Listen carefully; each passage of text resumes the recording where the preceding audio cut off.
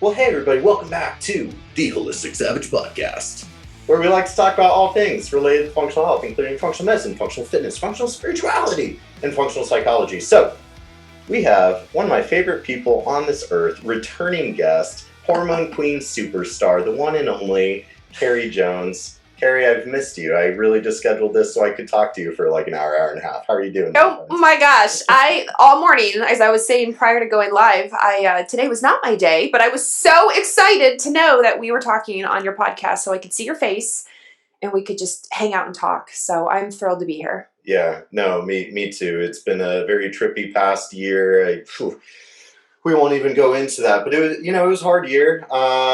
Fortunately, it gave people like us time to cultivate our online stuff. You just hit 100,000. That's a huge milestone. Big congratulations. Thank you. On Instagram. It's been a super, ups, downs, challenges, but mostly a lot of fun. I meet the most interesting, the most fun, the coolest people on Instagram. So I love that part. Yeah, no, it's been fun to watch. You have been doing a kick-ass job with it for a long time. And, the Instagram game, that's a huge thing. And there's really no, secret. It's just a lot of consistent engagement and high quality. And you've got to have your thing that you're nailing and nobody else is. So, watching you has given me a lot of inspiration and hope. And you've got it dialed in, though, man. Yeah. Watching you have a strategy and your education. It's working. Yeah, well,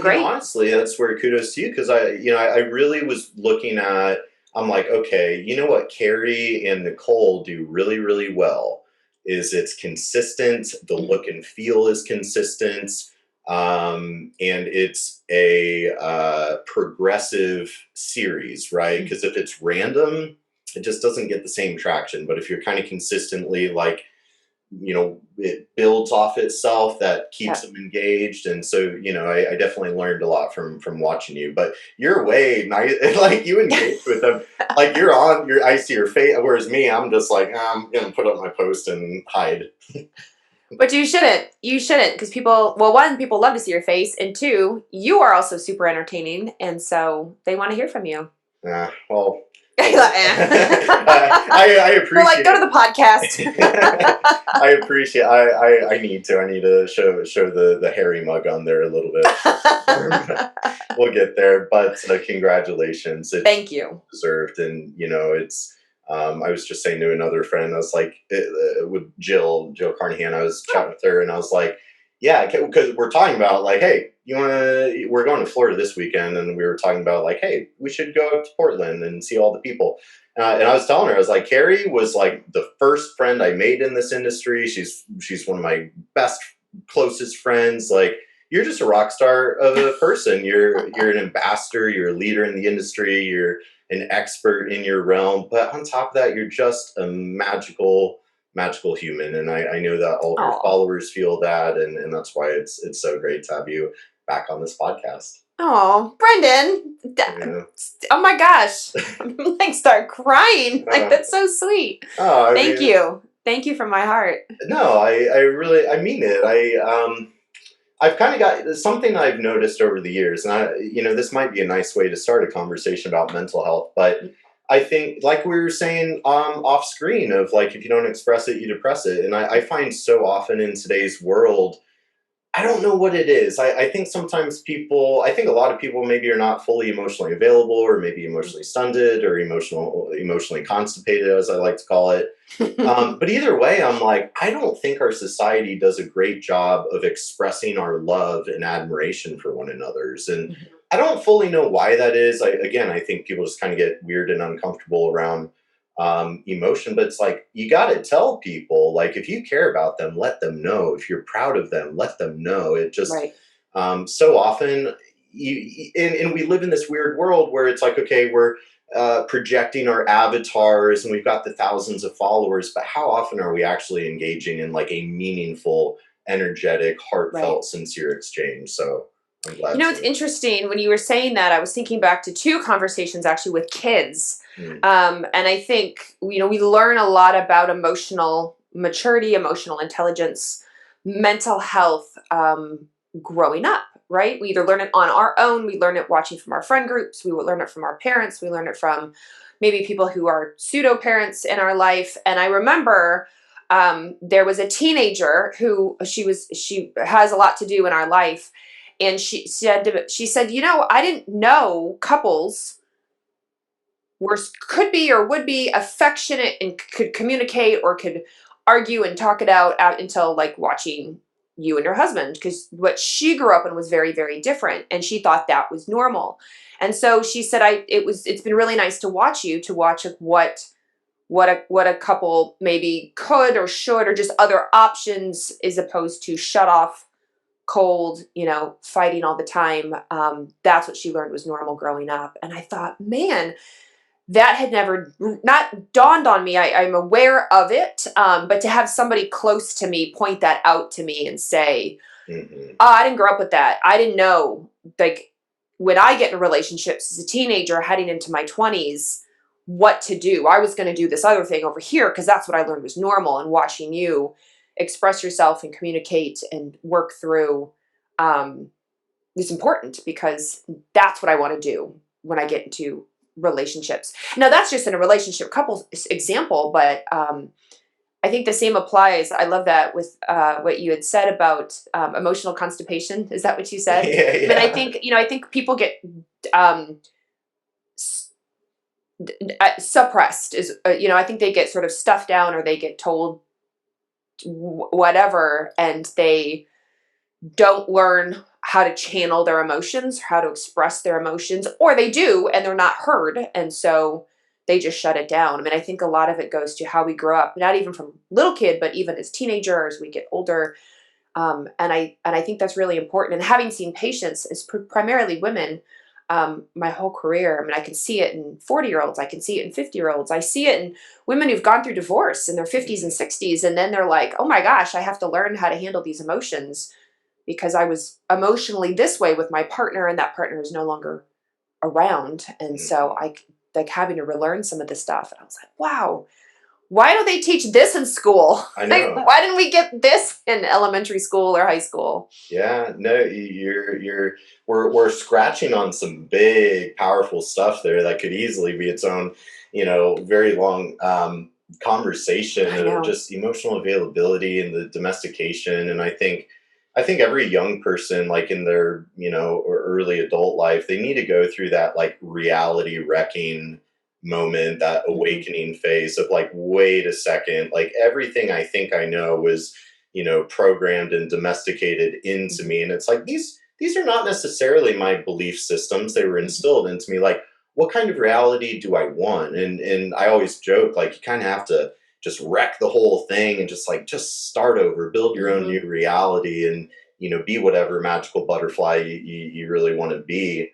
And of course, that's where Nicole with her book about to come out, and because she like holy guacamole, has anybody ever put into like a curriculum, a self-taught curriculum, the arts of like navigating all of those wounded inner child domestications and faulty self-limiting belief systems, right? Right. Like, how do Right. you even teach that? But Right. to your point though, that's something where you so well embody and like exuberate and radiate um, that loving aura, right? And so that's where, I mean, hey, I've heard a lot of doctors talk on stage about hormones, and very emotionally closed off and monotone and Mm-hmm. stoic, and it's like I, I think there's a lot to be said for the healing capacity when we allow the chi to flow and we express the love. Yes. You know what I mean? It also, I mean, I'm an extrovert, right? I'm an extrovert. I'm a redhead. Well, naturally,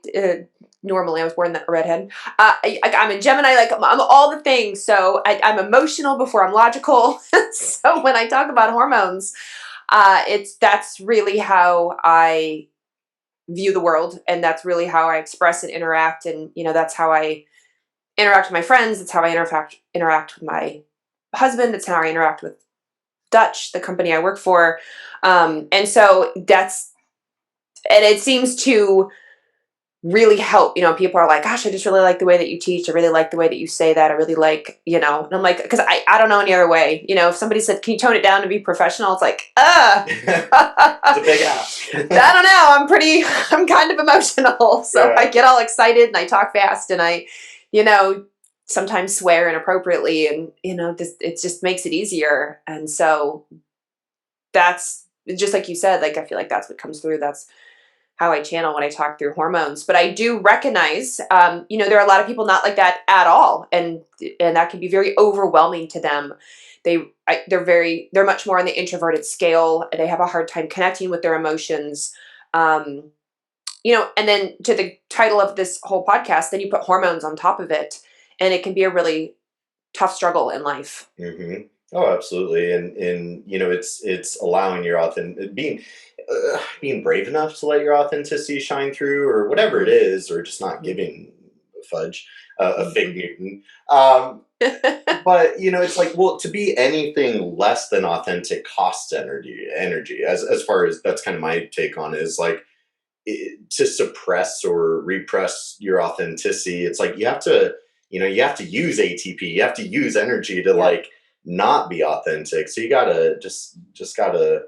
But on the flip side, you have to have ATP to do it in the first place, right? Like you have to have the cortisol to do it in the first place. You have to have the hormones in the first place to give you the energy to be authentic, to be out there, to accomplish your goals and dreams. And so it can go both ways. You can take a lot of energy to suppress who you are, and you can not have the energy to express who you are. And I think a lot of people struggle with that. I was talking to a friend of mine who said to me, like, where did I go? Like 10 years ago, I was outgoing and I was spontaneous and I was fun and I was funny. And 10 years later, I feel bogged down by life and I have all these responsibilities and I have 2 jobs and I have a family and it's now the pandemic and it's like never ending. And I don't feel like I get to have a lot of fun anymore. And I always say no, and I'm not big on spontaneity. And she recognizes this. She's like, what happened to me? Where did I go? And I don't have it. She's like, I don't have the energy. I don't have the energy to be spontaneous. I don't want to. I'm like, I think that's more common than we think. And now what we're struggling with so much is burnout, right? We have so much of the world that's struggling with burnout, that it's real. Mm-hmm. Well, and I love that huge connection you just made. I mean, we're talking about psychology and personality and social interaction, but then you just directly, because I don't think I've actually explained this, but my whole like little yin yang brain thing that I have on my my Instagram post, that's what that yin yang brain represents, is kind of the psychology, the physiology. And it's like we can't deny that, because if we're talking about like social behavior, it's like, well, yeah, but like if your mitochondria, your hormones or whatever it is are super tanked out, like you're not showing up as your authentic self. Your machinery is off. And then we kind of have to like break down the milieu of, it's like, well, you've got the psychological factors and the physiological, and it's like, where is a self-healer to even begin? So right. And we see all these like hashtag self-heal or self-care, hashtag self-care, and people are like, I don't even have the energy for that. Like, I don't know what that is. Yeah, self-care is like not whipping myself to get off the bed or whatever. But right. Busy. Right. What's that quote that I see all the time? Busy is not a badge of honor. Burnout is not a badge of honor. I'm like, yeah, but I'm 100% just as guilty, for sure. It's something I have to talk myself down on all the time. But it's a driving force in our society, to go, to do, to achieve, to burn out. Yeah. And do all the things, and then look at us now. Yeah, I know. It's like I don't think zebras get ulcers. We should be like zebras more. Or maybe we should read that book or something. So right. Well, let's talk about that a little bit. So I just the word on the street, aka that you just told me a few minutes ago. You're talking about mitochondria at the naturopathic conference, and we all love you as the hormone queen. So, hormones. But they're tied. They're tied together. They are. They seem to be. It's almost like everything's connected. Yeah, it's weird. It is weird. So, hormones and mental health. Do you think there's a connection there? Do you think there's an association there? Oh, I've read a little bit of literature. Seems to be. Yeah, there's a huge connection. Oh my gosh, hormones. All the hormones. They have a massive impact. on everything in the body, including our mental health, including what happens in the brain, including our neurotransmitters, including the neurotransmitters that are out in the periphery as opposed to up in the brain. Absolutely, they do. I mean, even just a super like classic example we hear all the time in functional medicine: anxiety. Why, as a woman, as she gets closer to perimenopause and menopause, does her anxiety go up? Does she feel a little more restless? Maybe a little less filtery? She just says what she means. It's not always a bad thing. One of the reasons, there are many, one of the reasons that she's losing progesterone. And when you, as a woman, when we make progesterone, one of progesterone's breakdown products can cross the blood-brain barrier and touch on GABA. GABA is our calming, soothing, relaxing neurotransmitter in the brain. So if you touch on that receptor, you feel calm, essentially. Really, really simple. So as women are headed closer to menopause and they're not making progesterone like they used to in their younger years, they're more prone to anxiety. So now she goes to her doctor and she says, I don't get it. I'm 45. I'm anxious all the time. I don't really sleep. And what do? They're like, yeah, here's Xanax, right? Here's Zolpidem for sleep. Here's Tylenol PM. Here's an antidepressant. You'll be fine. When really, it's possible because of this transition, this hormonal transition in this one example, it's progesterone. I mean, we could do other things. It's not necessarily an anti-anxiety, not necessarily, but it traces back to hormones. And that's just one of many examples. And when I say this to women, they're like, are you kidding me? I had no idea. Like, really, that's what that hormone did. It's like men. I ask women and men at the same age, men at the same age. Are you grumpier? Are you more depressed? Are you less motivated and less focused? Could be your testosterone plays a big role, and we men think, oh, testosterone erection, right? Testosterone fertility. But they don't think, oh, testosterone, no testosterone, grumpy, angry, depressed, unmotivated. And so hormones play a big role. It sure seems like it. It sure seems like it. I love it. I've been around a lot of women that I'm like, wow, you're really anxious. Like, I wonder what your Dutch test looks like. I bet I could guess. I know. And even estrogen. Women can't win with estrogen. Well, men too, but let's talk about women because it's just we have more of it. Totally. High or low estrogen affects our brain chemicals. So if you don't cycle, let's say you have what's called amenorrhea, so you don't get a period, or maybe you're menopausal, and you're like, gosh, why am I more sad, more depressed, more blah? Well, we need estrogen to stimulate the enzyme that makes serotonin.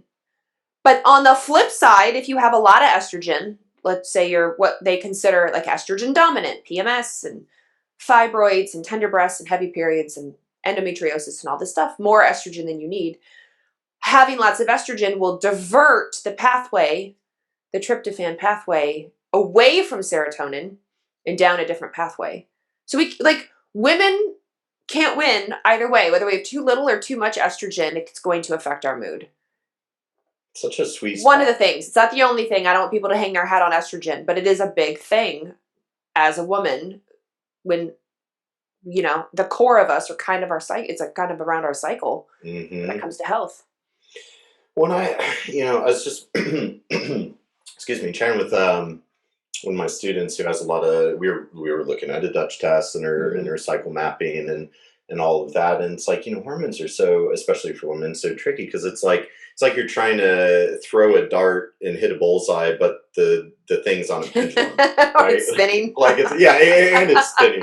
Yeah. And it's on fire, Right. Absolutely. Flames, yeah. Of course, as well. And so we'll kind of break this down a little bit because it's like, we have all these different types of hormones. We've got our androgens and estrogens and progesterone and cortisol and whatnot. And it gets really complicated. So like with estrogen, something I've been reading into a little bit more, because it seems like estrogen is at physiological levels, like pretty neuroprotective, and it has big, role in serotonin receptor expression, and it even blocks interleukin-6, I was reading, and has some I'd love for you to take over from there. Estrogen's important in the immune system. Estrogen's important for the heart. It's important for skin and collagen.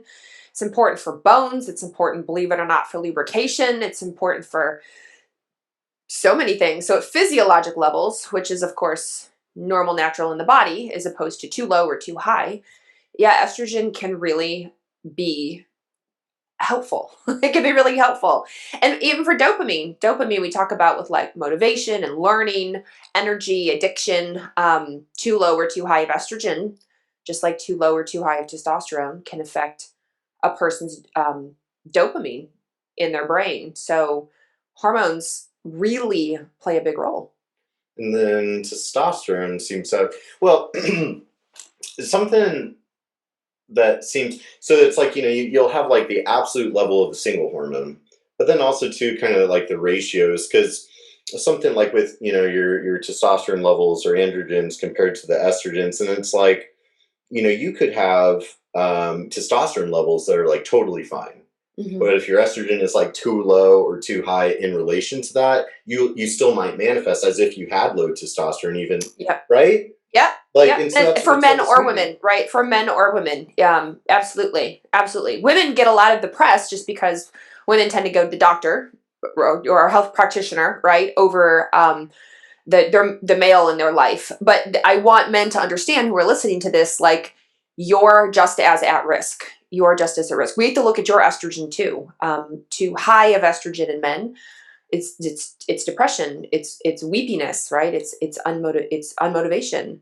Just like too low of estrogen in men, we have to worry about things like your bone health, which you wouldn't like think about. We talk about bone health in women, but bone health in men, which I know is not mental health, but still men kind of think like, oh, it's all testosterone all the time. And you and I both know, like, oh no, no. All the hormones apply to everybody. It's just at different ratios, just like you said. Oh, absolutely. So we'll reverse engineer this a little bit where, it's like I tend to see a lot of the same kind of patterns over and over. There's just a lot of an estrogen dominance ratio going on. Cortisol, who knows what's going on with that? It's just all over the place all the time. Thyroid is usually on the like subclinical area where it's like, well, it's not horrible enough that like a conventional MD is really going to care, but you're not really kicking too well. So kind of like zooming out a little bit, and we'll zoom out, zoom in, go all over the place. What would you say? Somebody was like, Kerry, so what's driving all this? Like, what's the main thing that's really screwing up all my hormones? Like, why is our entire population so hormonally challenged? Foobar, yeah, challenged. Nice way to put Foobar it. is good though. I like Foobar. Cool. Honestly, I think it's a multiple layered onion, right? That has to do with this. It's diet, but it even backs up to like our agricultural practices. What our soil system is like, the way we take care of our animals, how we grow our plants, what we use on them, fertilizers, pesticides, what have you, what our soil quality is. And then the choices we make in diet. It's lifestyle, it's our sleeping habits, it's our hydration habits, it's how we handle our stress, it's the environmental toxins that are around us knowingly and unknowingly. It's our genetics, right? That all these things, genetics, as the saying goes, genetics loads the gun, but it's everything else. It's all the other choices that actually pulls the trigger. Meaning you could have the gene for cancer as an example, just to be super generic, but it may never fire because you've done all these sort of steps to help reduce the risk of ever activating that gene. Or on the flip side, maybe you've done all the things. You smoke and you drink and you live on Snickers and you sleep at all sorts of odd hours and you're on your screen all the time and you have unhealthy sort of relationships and unhealthy mindset and what have you. Like, we can get to worst case scenario. And so I think when we look at all of that, our hormones, our brain is constantly surveying to see, like, are we safe enough and are we healthy enough? And if not, then it makes adjustments. If not, then it makes adjustments. And so that's when it leads to this ongoing hormone challenges that so many people experience. Mm-hmm. And so, and it's hard. It's hard as a practitioner to watch because some of the stuff is totally in our control Absolutely. Some of the choices we make, what have you, some of it's not really in our control. Maybe it's out of our budget. And obviously, survival is way more important than some of these things that are, high cost. And then it's not fair because then why are they high cost? Like, why is an organic salad not on the dollar menu? Like, that's not fair, right? And then environmental toxins. Why does all this get marketed to us as perfectly safe, but yet they're known endocrine disruptors? And we don't need more disruption in our hormone, our endocrine system. But yet they're pretty packaged, they're marketed great, they smell amazing, and we bring them into our home, not realizing until we do some digging and learn some more. And so it's it's such a big topic, and there's a lot we can do, for the people listening. Like, there's so much that we can do, but at the same time, um, it takes a lot of education. But it's all of those things at the crux. It's like really big agricultural, pharmaceutical, chemical, bad chemicals that are bad for us. Not all chemicals are bad. Things. And then all the way down to us as people, as microscopic people, the choices that we make in our day to day to put in our body, that to have around our house, the people that we're with, like that all affects our hormones. We have officially blown the lid off Pandora's I know. box here. It's a big box too. Oh my gosh, I know. And the reason I say this is because, you get it all the time. People, what can I do to balance my hormone? What one thing can I take? What magic pill? What herb? Is it B12? Is it ashwagandha? Like, just tell me, I'll take it. And I'm like, look, I swear to the goddess above, if I had the magic plant that would cure your hormone balance, whatever that is, I would drop ship it across the world for free, because it would just make everybody happy and healthy and likable and lovable and joyful, and let's just do it. But unfortunately, there's no one magic diet. There's no one magic pill. There's no one magic exercise. There's no one magic tea or plan for everybody. And that's why I point out the big stuff just as much as the little stuff, because I want people to know, okay, I can make choices and do the best that I can. But some of the stuff is out of my control, but I'm gonna recognize it, but understand it's not a lot. I can't do a lot about agriculture unless I own my own farm. I do not ever plan to own a farm. I'm a city mouse, not a country mouse. And so, right, some of these things, like I just want people to recognize how big it is. But even as an individual person, you can do a lot to help your hormones, your daily life, and your mental health. Love it. Don't get overwhelmed, even though that can be hard for people. Well, yeah. Well, I'm glad that we're starting with big picture, because a lot of times, like if I'm on a podcast or something, of course, people are wanting to ask me all these, like what they want to hear from me is the technical stuff on, mental health and why their brains are on fire and all of that. And a lot of times before I even, start humoring them with the technicalities, it's like, look, before we go there, it's like, we are the only living species in existence, as far as we know, that lives dysbiotically with the natural world. We are the only living species that doesn't live in homeostatic harmony with the natural world. We're the only species that have abandoned our natural primal organic roots. And so, like, even lately on the gram, I've been getting a few, people that are kind of like, well, Brendan, you're, telling us about all this scary stuff, but you're not telling us how to solve it. So then this week I'm talking about just sunlight and what sunlight does for you and moving.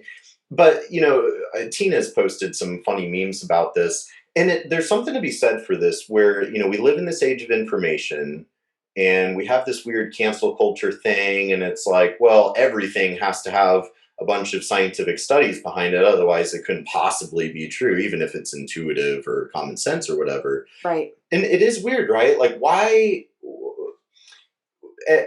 Because that's what people want, right? And that's where, like, functional medicine is kind of a paradigm or methodology. It's a very easy thing to sell, right? we're going to run some tests. We're going to identify your root cause. We're going to throw some supplemental darts at that root cause, and then poof, everything goes away. You just get a lot better. And something that just, especially with the background in coaching, something I've always found a lot of value in with running a hormone test, a Dutch test is it really, it forced, I mean, I guess it's all in the interpretation, but it forces the dialogue to go back to a much bigger picture about the environment. And it almost kind of begs to ask, like, as a super organism that is the human form, are we simply a product of our environment, or is there more to that? Because, and it's probably both, but if we're a product of our environment, we are kind of screwed, right? I mean, right. If we do nothing about it. Yeah, like I try to even help people understand that, and kind of so that way they're not blaming themselves and putting too much fault on themselves of like, look, there's this thing called glyphosate that kind of sucks. There's this thing called EMF, and we're all just sort of drowning in it every day. And that's without even getting into just the societal culture we've created and the go, go, go and whatnot. So it's like when you're consulting with somebody, like where do you even begin to help that person?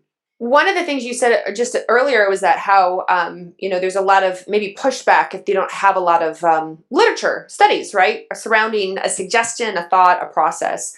And I always tell, again, I primarily see women, but men as well. I always tell women, like, you are the master of your own body and you live in it 24/7 and have since birth. Therefore, if you do or don't like something, you're right. So even if a study says, for an example, I did a post about magnesium. There are countless studies around magnesium and muscle spasms, brain health, bone health, mood, right? Menstrual health, reproductive health, hormone health, like whatever it is. There's so many studies around magnesium. And I have women that write me and go, every time I try magnesium, I get migraines. It's studied to prevent migraines, and they get a headache out of the magnesium. And what they get told is, that's not possible. Research says it's not possible. I'm like, but to this one person, this is what happens. Like it just is. And so one of the things I always say to people is, and if you don't know yet, if you're not quite in tune with your body, like just give it some time, you will. But like you will start to notice, you will start to know, like, this is working for me, or, oh no, this isn't working for me. Or a lot of times I will say to somebody, what's a food that you shouldn't be eating and you eat it anyway? And usually the answer is Fast and Furious. Usually it's like ice cream or coffee or whatever it is, right? Like bread, or I know I shouldn't, but I just love it so much. And so I like, just, okay, you just listen to yourself. You first and foremost, what's going on. Just because we don't have a study around it, just because there isn't a $4 million, grant going towards the study, listen to yourself. And then the next thing I talk a lot about are what you talk about, the basics. People expect high cost things out of me. And like cortisol is a great thing. I talk about sunshine in the morning. Since years ago, I heard Dr. Tom Williams talk about the cortisol awakening response. He's kind of like the father. I mean, the cortisol awakening response has been in humans since the dawn of day. But who talked about it originally was Dr. Tom Williams, put it in his book. And I heard him speak, read the book, highlighted the whole thing. And I started talking about it ad nauseum all over the place. And lo and behold, the Graham and all these other people started talking about it too. Like, oh man, she makes a good point. And I'm like, Tom makes a good point. So when you get full spectrum light in the morning, when you get sunshine in the morning, doesn't have to be sunshine, just some brightness in the morning, it helps tell your body to make cortisol. And what it does is it helps with setting your circadian rhythm. And your circadian rhythm is set and dictated by something called the clock genes, just like the clock on your wall, and that it lives in your brain. And it's set and reset by light and darkness. Light and darkness, that's where it's biggest in trainers, as they call them. So I didn't say ashwagandha. I didn't say intermittent fasting, right? I didn't say B12. What I said was light and dark. Those other things are helpful, but they're not the big thing. So give them what they want. Give them light in the morning And sleep in darkness at night. Get off your screen at night. Wear blue light blocking glasses, which don't have to cost very much money.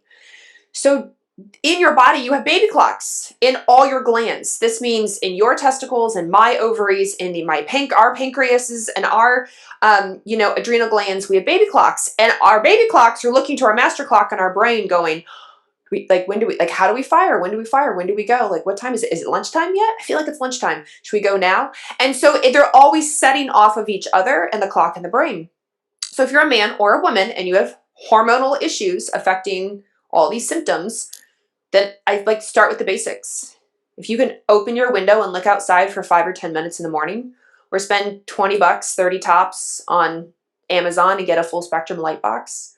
And at night, if you can spend, $20, $30, $40 on blue light blocking glasses and put them on at night, just that alone can be really helpful with the basics and really help your body remind itself when to release cortisol and when not to. It gets you back in rhythm with the earth, get you back in rhythm with the sun and the moon, and get all your systems, all your rhythms back. And it takes time. It's not overnight. This isn't Amazon. You don't get it in 2 days, but it does help eventually if you're consistent. And so when you ask, where do I start? I'm like, I've really recognized the importance of the basics and the importance of what we can do that's free, cheap, and easy. Because there's a lot of it. You can spend $200 on blue light blocking glasses, and there are some super cute, and I'm saying this as a girl, super cute blue light blocking glasses out there.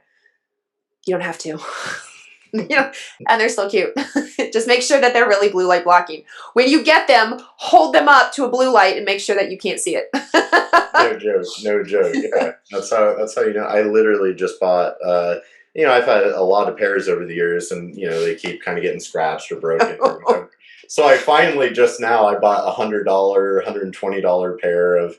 They're like aviators, but super super dark orange. Look at you, trendy. Yeah, I know. So I can't, because those are actually a sexy enough pair. Like I would wear those in public. I wouldn't. Yeah. I remember I saw Dr. Ruscio, and he was rocking like the $7 Uvex. That's just like this thick piece of plastic. Yes. I'm like, rock on, bro. Yep. Like, good for you, man. But no, it's so good to hear, because something that I've experienced, and I imagine a lot of fellow functional people do, it's like there's a lot of almost kind of pressure that people, the populace, clients, patients kind of put on us of like, okay, well, you're the functional person, and I need you to, that's what they want, right? And it's a lot of this, and that's a huge psychology conversation of, kind of spiritually bypassing and bypass all the basics of exactly that. What's that? Give me that magical protocol. And that was kind of weird, because especially with my, starting my career in fitness and nutrition coaching, and then, over the years kind of gravitating more into the functional medicine space. And that threw me off, because I was like, well, okay, surely we're all on the same page that, like, if you're not practicing the sleep hygiene, you're not spending time in nature, you're not laughing, you're not having sex, you're not working out, you're not eating real food, you're not drinking water and only water, then what's the point in any of this? And so it kind of threw me off. And that's always kind of my advice to people when they start kind of asking these down the rabbit hole. It's like, and I don't want to be mean, because I have had that. I have had these people that, like, they are the epitome of metabolic syndrome.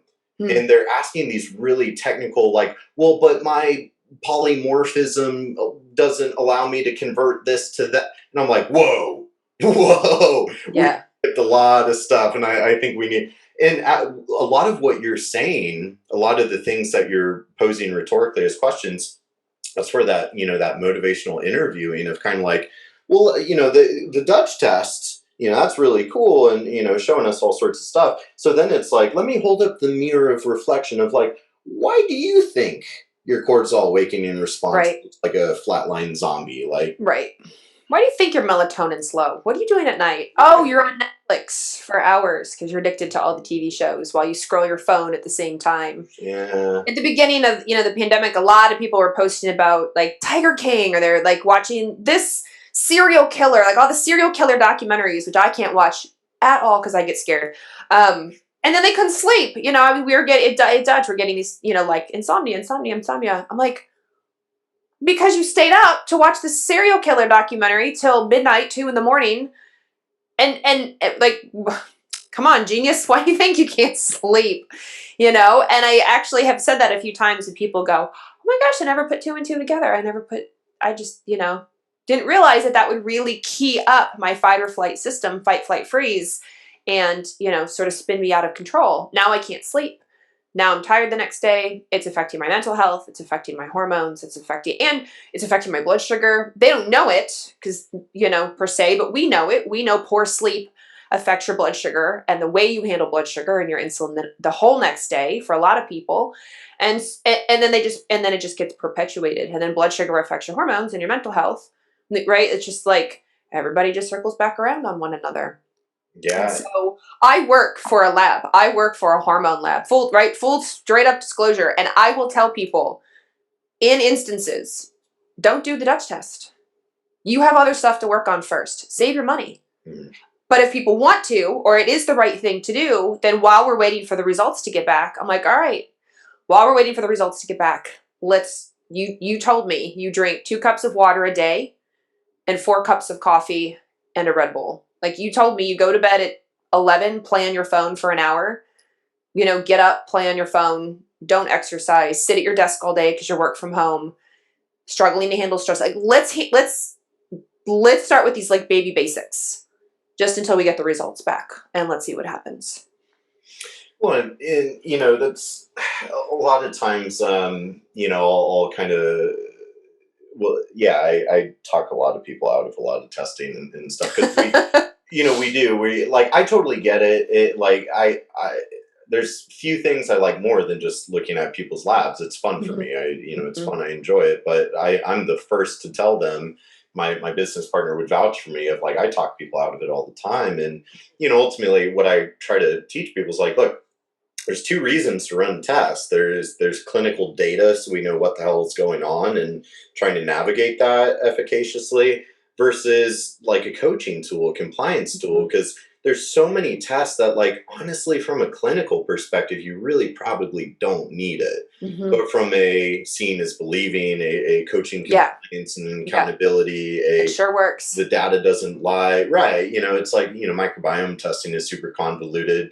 But hey, like if you need to see that piece of paper to start taking your gut health more seriously, sure, let's, you know, spend that. I was just trying to save you $500, but you know, whatever. Right. But that's a beautiful thing with hormone balances because you know, there is no way you can do all the, you know, DIM or tribulus or, you know, whatever, trying to shove the hormones, but doesn't even the microbiome, right? The microbiome is the vagus nerve going from the gut up to the brain. 1 affects hormones and 2 mental health, but 3 everything in the gut affects your hormones. Everything. Your gut itself, there are bacteria in your gut itself that can actually make hormones. You have bacteria that tear apart hormones so they can get recirculated back into the body. And so even just simple things when women say to me, you know, I have a bowel movement like every other day, every 2 days. I'm like, whoa, we need to get you eliminating regularly, daily, if not twice a day, because that whole toxin load that is just sitting in your intestines because you don't have a bowel movement every day is getting pulled back into the body. And that's part of the reason, pun intended, you feel like shit. Yeah. Right? And it's part of the reason the hormones don't feel great because the hormone that was tagged to be excreted, released, detoxed, gets pulled back in because it's just sitting there. It's like a stopped roller coaster that won't go anywhere. And people are like, oh, I'm getting out. You know, like, this is dumb. I'm getting out. And so that's what happens in the GI tract too. And so just those simple things can really be life-changing for a lot of people.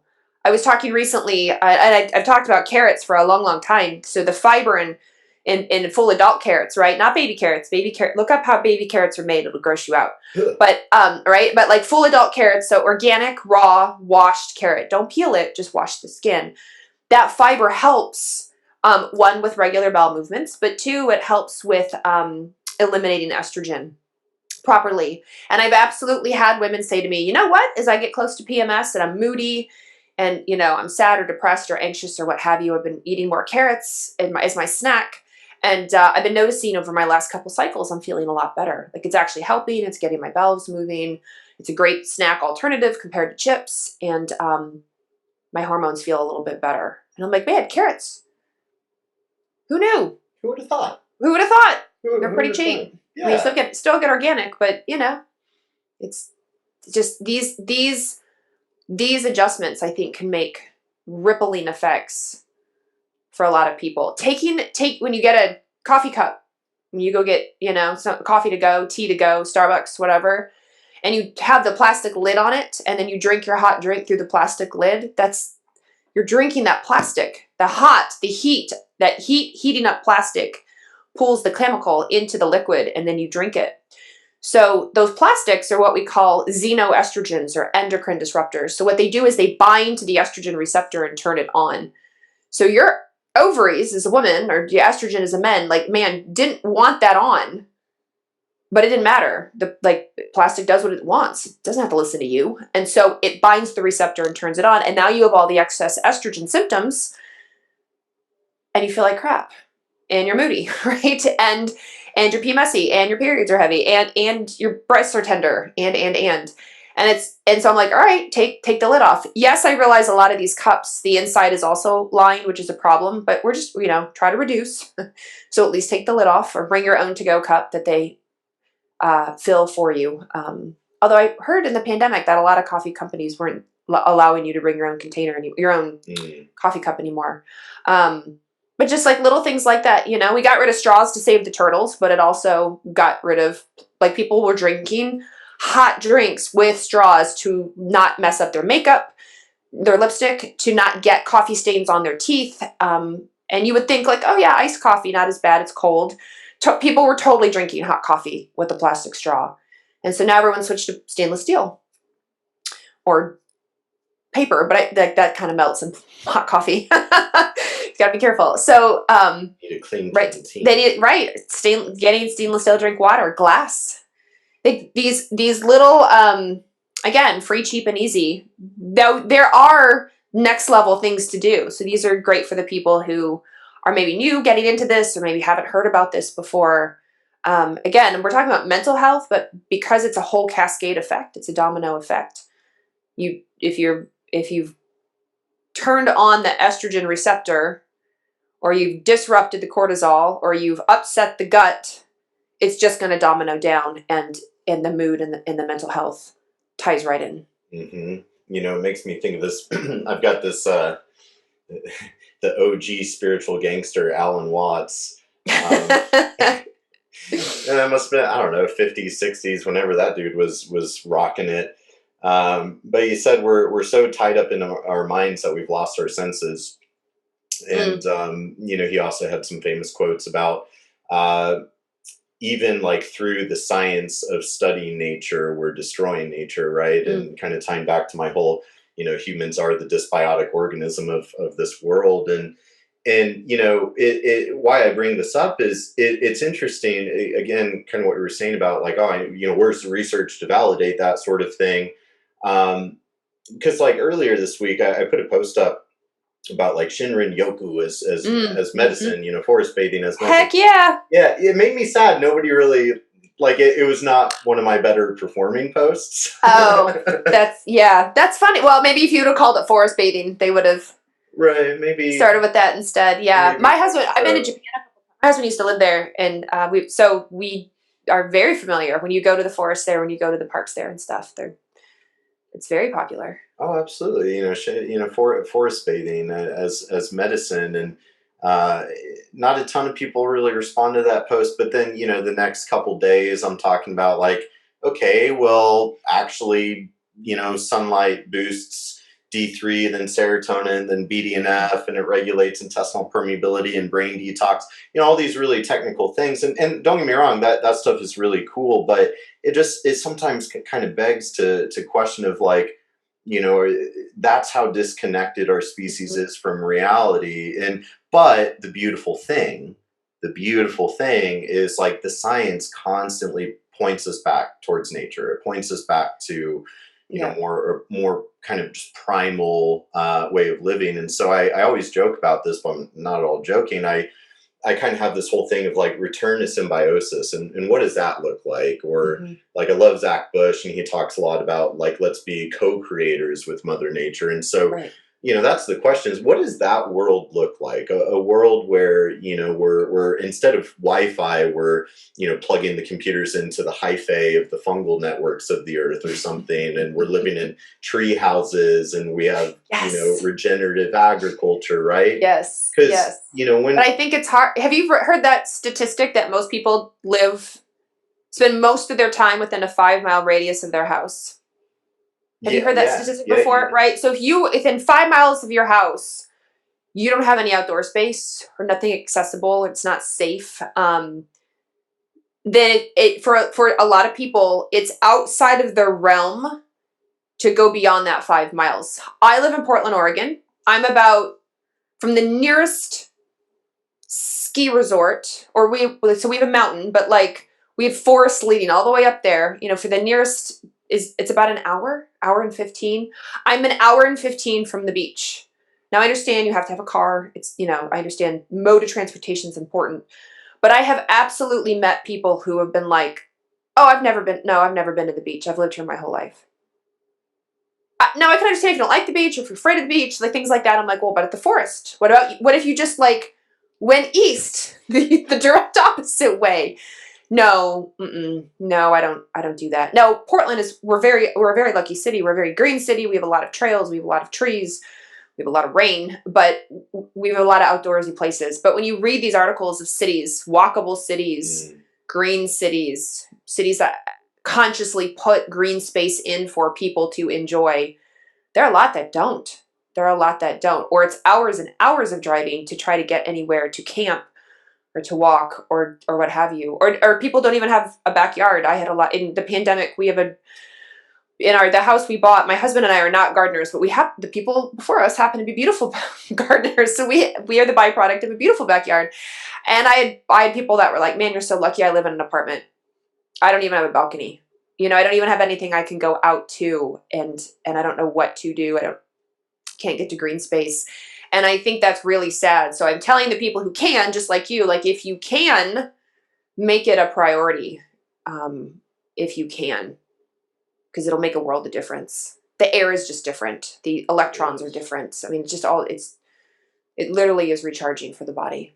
Absolutely. It'll be really interesting to see, like, in the coming years, some of the data that we get out of 2020, because it just like, 2020, I think, was really just the epitome of really just highlighting the faulty way of modern humans. And sometimes they're not prepared.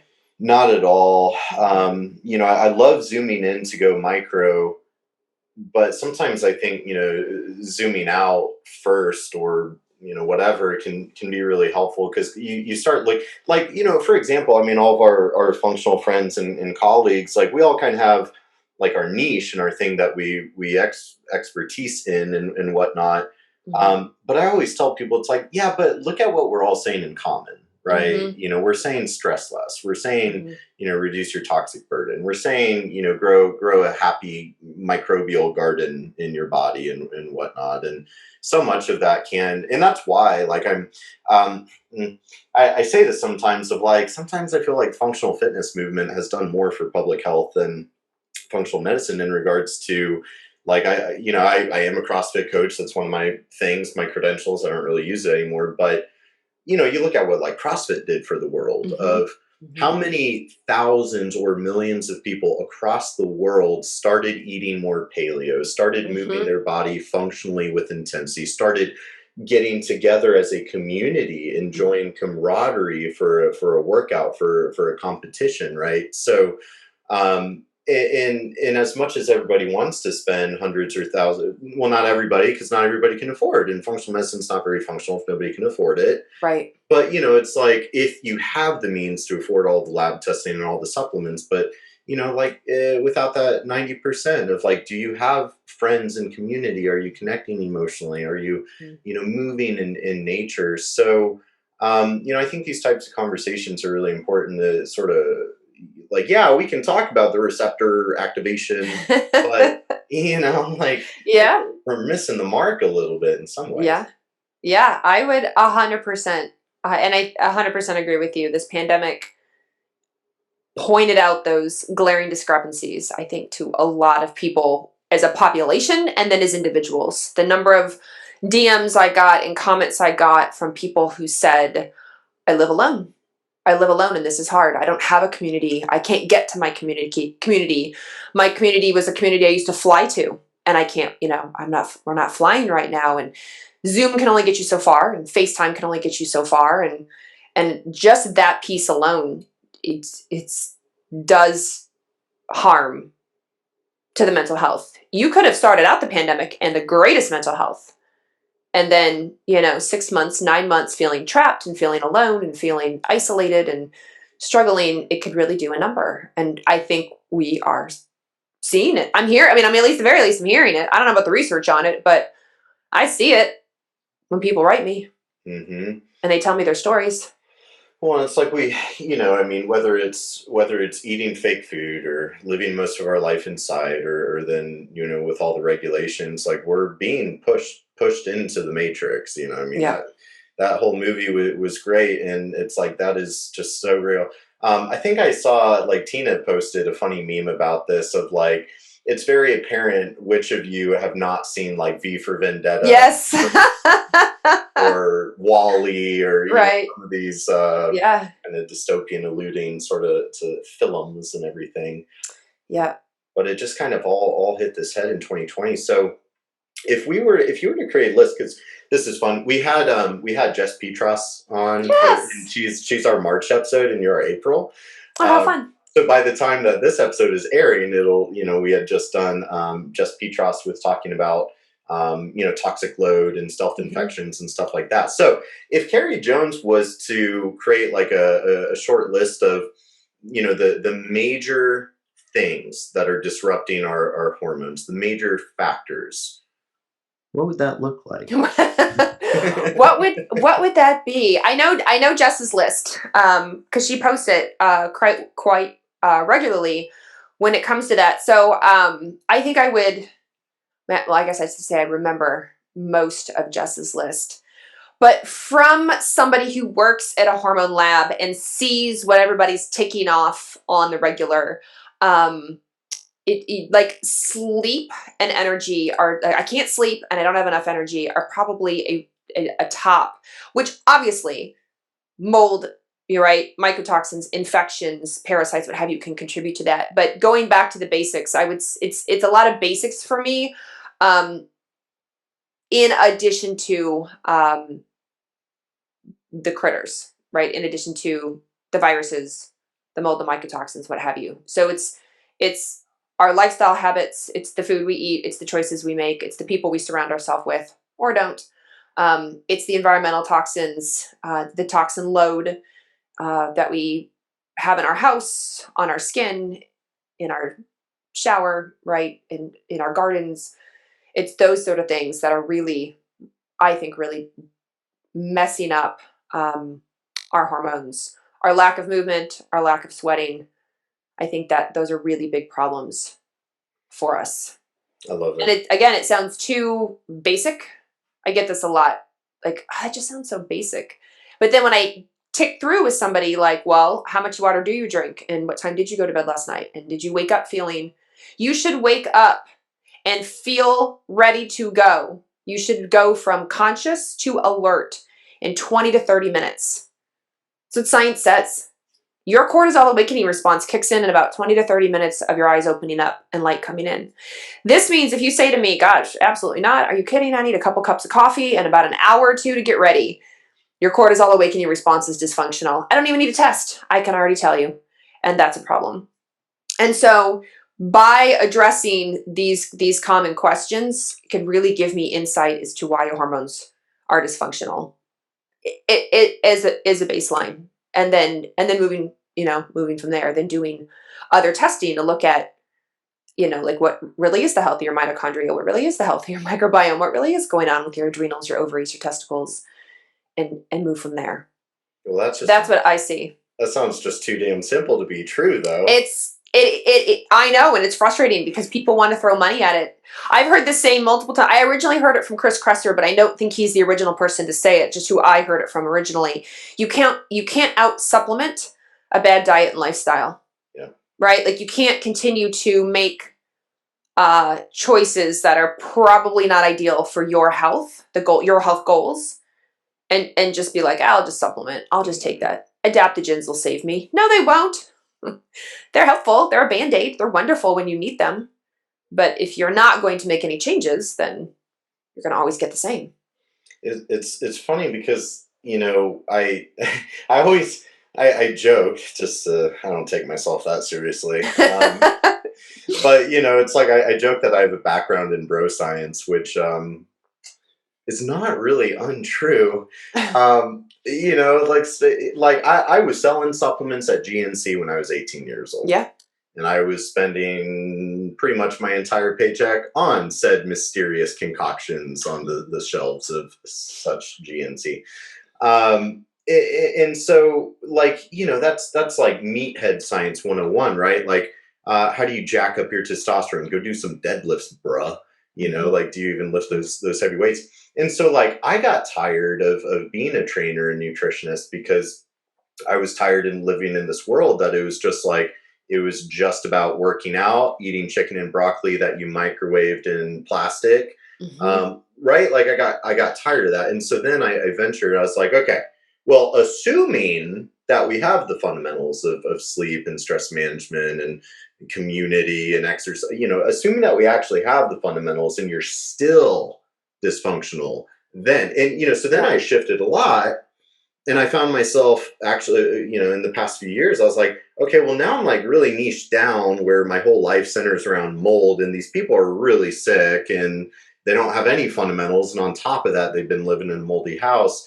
Right. So, to your point, if we kind of combined Kerry's list with Jess's list and the Holistic Savage list and whatever, it's kind of like, all right, that foundation is 80-90% of the equation. And it's and then if you're doing all of that well, and this is, I always say, we need less biohacking and more behavior modification, right? You can't out supplement a bad lifestyle and diet. And of course, that's where, how many, with 88% of Americans are metabolically ill, how many of us really have a solid lifestyle foundation? But then, you start factoring in okay, well, high toxic load and EMF burden, nutrient deficiencies, right? We're the most overweight population on the planet, yet we're also really malnourished. Just doesn't even seem like that's very paradoxical.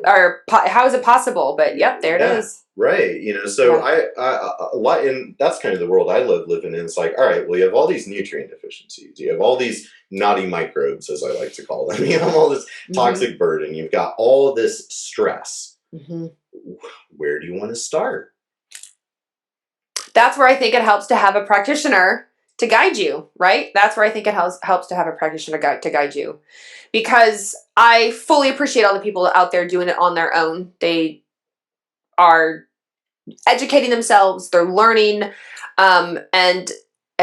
but if you're, and they're trying one thing at a time, I have women that write me and go, because of you, I've started implementing this and I love it. And now I'm implementing this and this is going well. And then I'm going to implement this once I get there. And so they're just picking, they're just literally, to go back to the dart, throwing the dart, they're literally like, oh, okay, today we're going to start, drinking more water. And, next week we're going to start dry skin brushing. And the week after that, I'm going to start on 5 minutes of meditation. And the week after that, they're just seeing things like, I can do that. I can implement that in my life. Let's add that to my list and see how I feel. And if it doesn't feel good, then don't do it, right? Move on to the next thing on the list and see if it works. But if you're somebody who maybe has tried a lot of these things, or maybe you're thought, just like I would hire maybe a therapist for my mental health, a coach for when I go to the gym, a trainer, I'm going to hire a practitioner who's going to guide me through this, because they're going to be able to step back with no bias because they're not in my head all the time, and go, you know what? It sounds to me like we need to start here and then work backwards. And I wish that's how maybe modern day medicine worked with people. We need conventional medicine. We need emergency medicine. We need antibiotics. Time and a place, 100%. But for the average chronic disease person to only get 6 to 8 minutes in a healthcare visit, in a walk-in clinic, in an urgent care, like that's just not possible. Like that's just not going to serve the needs of that person. So that's why it's really nice to have people like you and me and those in the functional field to go, I'm going to help you. I'm going to help guide you and suggest and move you along the right way. So that's where I say, where do you start? Where do you start? If you're not overwhelmed and you're excited to try, start trying. Because like you said earlier, we're all basically saying the same thing at the fundamentals. If you're feeling overwhelmed, we got you. we have people for you, and we will help coach and guide you so that you don't have to maybe make the decision. Let us take the 360, view of everything. I got you, boo. I got you, boo. I got your back. Boo. I will say, and I should have said this in the beginning, just for people who know your history, or maybe somebody who's listening to this, maybe saw the title, Hormones and Mental Health, and you are suicidal, like please get help, right? Like, please reach out, please, if you're suicidal, don't think necessarily like, oh, well, getting sunshine, sleeping with, wearing blue light blocking glasses is going to fix this. Because I think, as you know, that's a much bigger deal than the fundamentals are very important. But if you're already to the point where you're feeling suicidal, like, reach out, get help. Yeah, right. Good point. I saw Dr. How do you pronounce your name? Gabrielle Leon? Oh, Lion. Lion. Yes. Oh, so it's actually Lion. It's literally Lion. Gabrielle Lion. Yes. Such a lion. Like the animal. Yeah. She had a good post. She was talking about, the treatment should match the intensity of the treatment should match the severity of and I really liked what she was. I really like her style of how she, she does a good job with still kind of that conventional groundedness with a with a certain metabolic fitness spin on it. So I like that style. I like that angle, and with all of this, almost like a side note, I'm really glad you said what you said as far as work with a professional, right? And unfortunately, this is a little bit of a side effect, it seems, from this weird social media world that we live in, because I can only imagine what you deal with, and because these people, I don't think people realize it's like when you have a sizable platform, there's a lot of boundary holding and kind of unspoken battles behind the scenes, and people can say some pretty awful things. But part of that too, my point being, seriously, get professional help. When my car, I'm not a handyman. I'm a one trick basic white boy pony, and I'm not too proud to admit it. But when my car is making weird sounds, you think I'm going to try to Google and reverse engineer that? You don't just throw somebody a comment on Instagram and ask them what you should do. Thank you. Yeah, exactly. You don't just DM somebody to be like, hey, my car is making this sound on the left side. It does this. Can you just tell me what to do for free? Right. Yeah. There's a lot of entitlement behavior going on. And it's hard because it's like you and I, we spend so much time creating this content, posting it, pouring it out. And, some people, they're beautiful. They're like, you're amazing. Thank you so much. This is life-changing. But then you get those people you should give me more. It's not fair that you're not, it's not fair that we're not giving away everything in our brain for free that we worked really hard to, check yourself before you wreck yourself. Right. Tina Moore, she's savage. She doesn't know. She is a savage, right? You think you savage? No, no. She is a savage. No. I love her. Yeah. I see two sides, and I'm sure you would agree with me. I see sheer desperation. Yeah. right? People are writing, people are commenting, and they are not getting the help they need wherever they are. They're desperate for help, and they're it's not entitled. They're just desperate. Yeah. And then I do see people who I'm not quite sure how to say, like they live in their victimness. You're not giving me enough information. You won't answer my question. You won't tell me exactly what I need to do in the comments. That's not good enough. You know, like, oh, I just answered that 2 posts ago. Just go back. No, I need you to answer like answer me specifically. Or no, I don't, like that won't work for me. I'm not going to do that. I don't have time for that. I don't have energy for that. Like that doesn't work in my life. Fine. Like it's free content on a free platform. I can't help you. If you don't want to help yourself, and if you don't want to take the time, this is your health we're talking about, not mine, yours. So if you don't want to take the time to go back 2 posts, to do some reading, to do some looking up, there's literally nothing I can do. Literally nothing I can do about that. I'm not the platform for you. I'd suggest you find somebody else. The people who are desperate, though, I have a whole different compassion for, because I know they're trying to find help.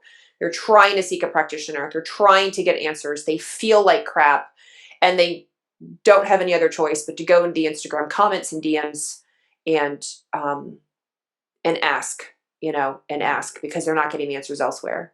You and I living in the functional world, it's sometimes blinders on of like, it's functional medicine's everywhere. And then I talk to my non-functional friends, my parents, my stepkids, and I'm like, oh, you have no idea. Like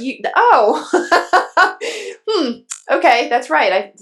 This is the world I do 24/7, but it's not the world you have very much access to at all.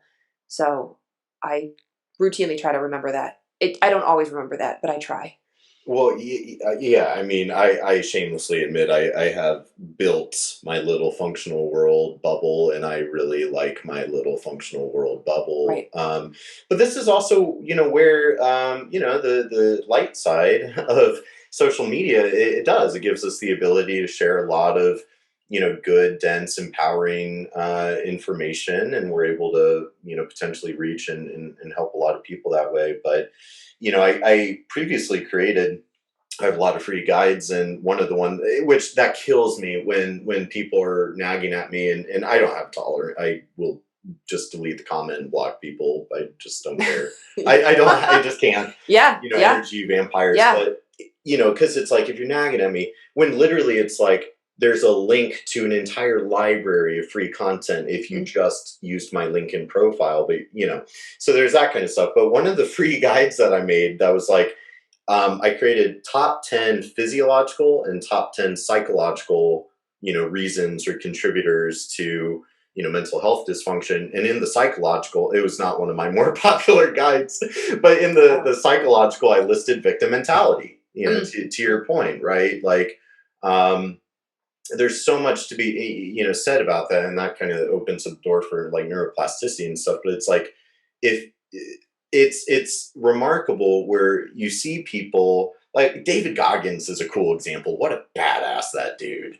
What a savage. That guy, like, people that have actually had a hard life, people that have experienced some shit, they're often some of the most, assuming they made it through and they survived and they transcended and they overcame, SIRS school, survive, evade, resist, escape sort of thing. If assuming they made it, they are some of the wisest, most mature, most humble, most resilient individuals.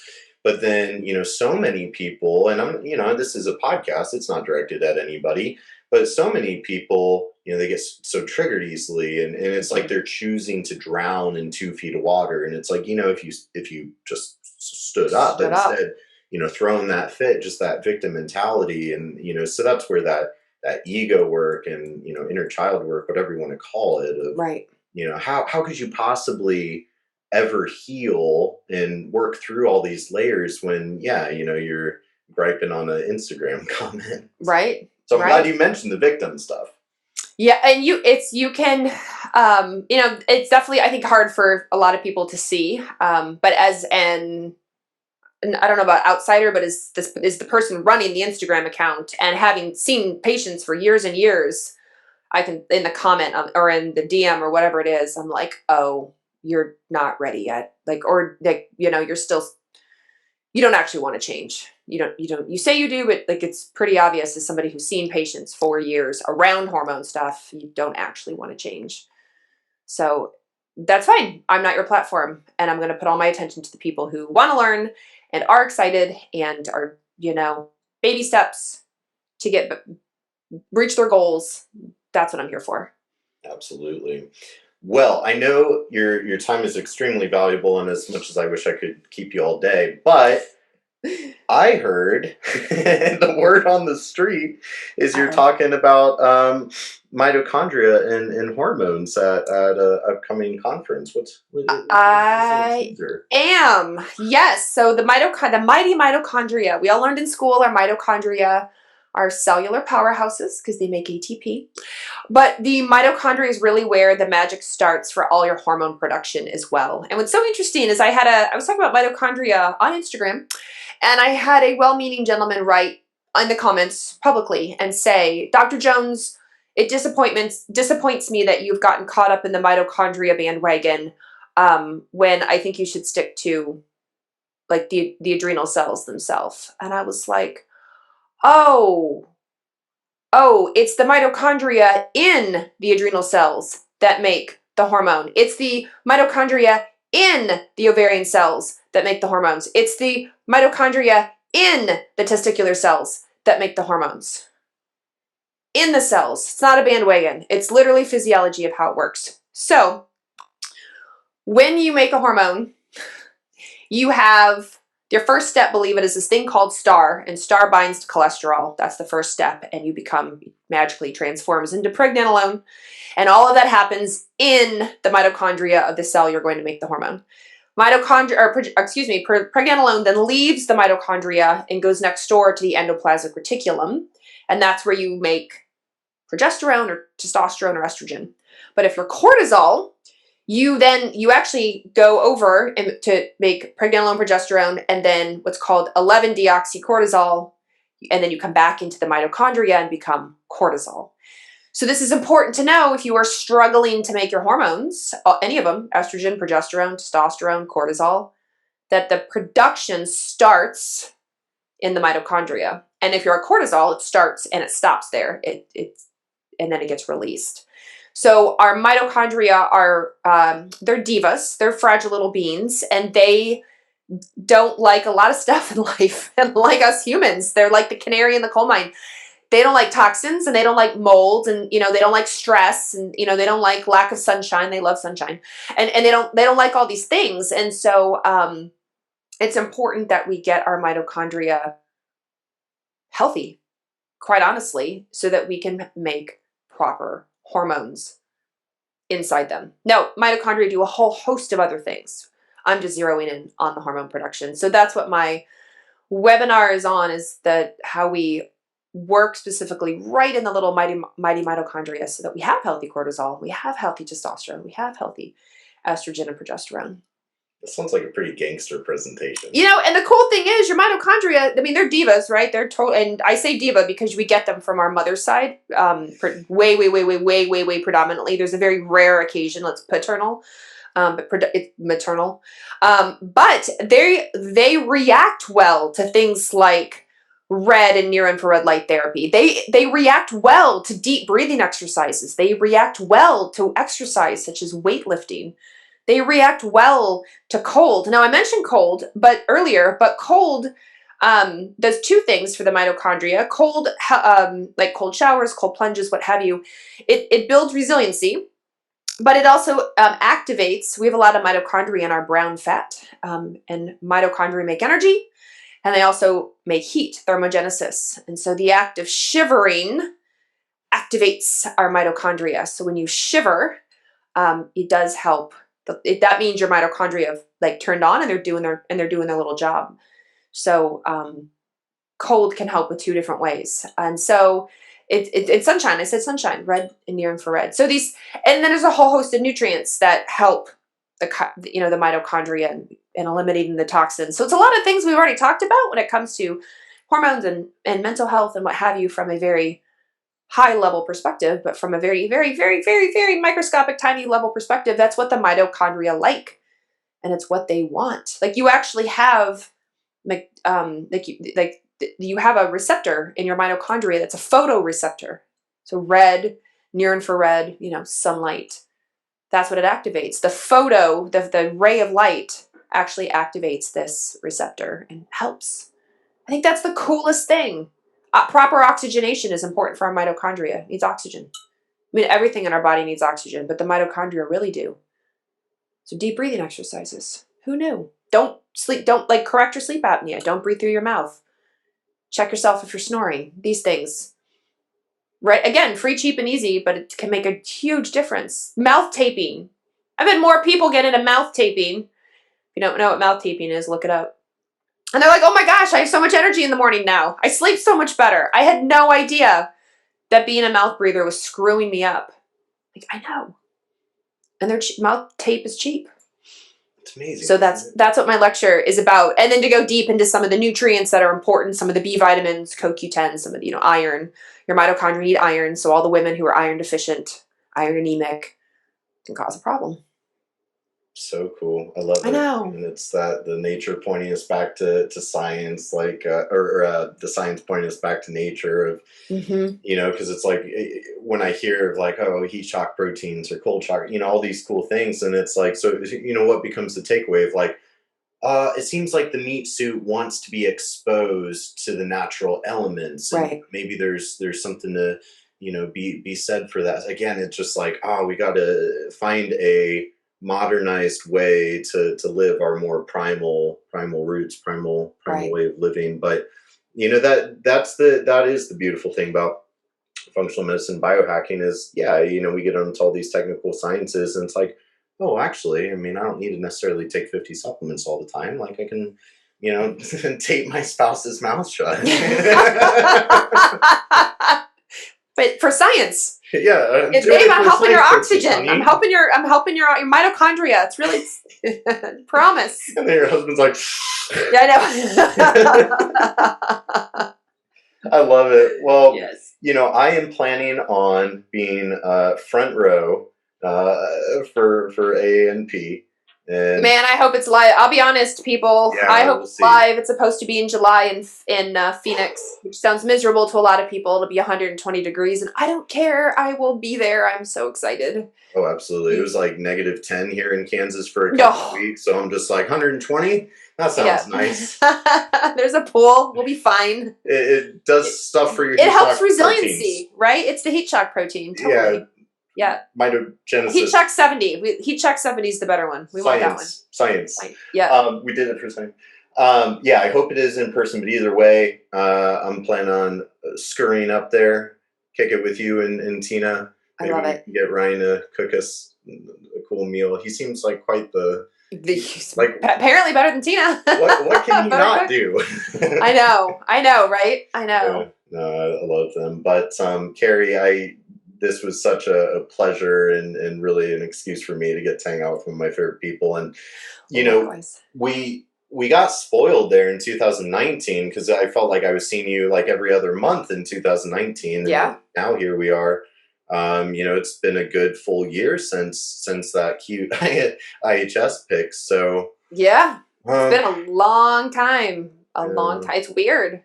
It's been a minute. I won't even know what to do on an airplane anymore. So yeah, I never know what to do anyways. I'm just making it up every day. But I truly can't wait to see you. And sorry that you've had a bummer day. I hope this made it a little bit. Oh, 100%. Are you kidding? I love talking with you all the time. Glad to see your face, and hopefully I'll see you in July. Absolutely. I'm always here. Send you a lot of love and just hit me up anytime. I appreciate that. I've got you, boo. You're the best. All right, Kerry. I'll let you get back to your day, but all right, thanks. all right, bye.